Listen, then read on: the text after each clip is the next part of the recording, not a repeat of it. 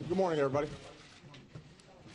In recent months, as the citizens of Ukraine have made their voices heard, we have been guided by a fundamental principle. The future of Ukraine must be decided by the people of Ukraine.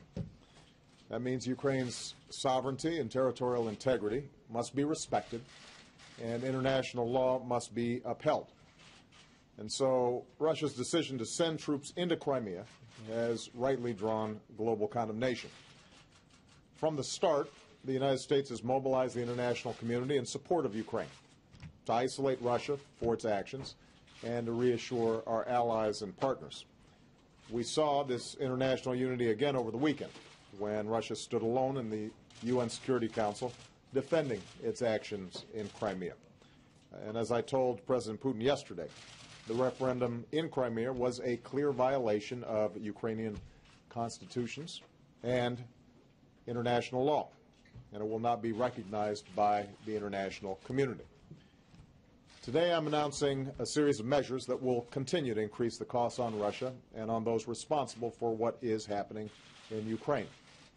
First, as authorized by the executive order I signed 2 weeks ago, we are imposing sanctions on specific individuals responsible for undermining the sovereignty, territorial integrity, and government of Ukraine.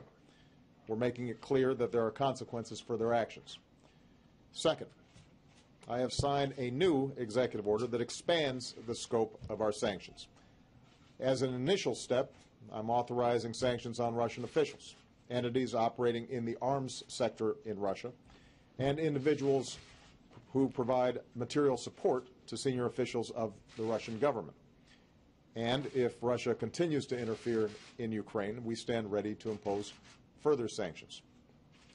Third, we're continuing our close consultations with our European partners, who today in Brussels moved ahead with their own sanctions against Russia. Tonight, Vice President Biden departs for Europe, where he will meet with the leaders of our NATO allies, Poland, Estonia, Latvia, and Lithuania. And I'll be traveling to Europe next week. Our message will be clear. As NATO allies, we have a solemn commitment to our collective defense, and we will uphold this commitment. Fourth, we'll continue to make clear to Russia that further provocations will achieve nothing except to further isolate Russia and diminish its place in the world. The international community will continue to stand together to oppose any violations of Ukrainian sovereignty and territorial integrity.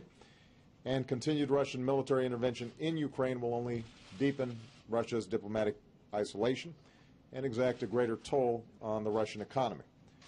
Going forward, we can calibrate our response based on whether Russia chooses to escalate or to de-escalate the situation.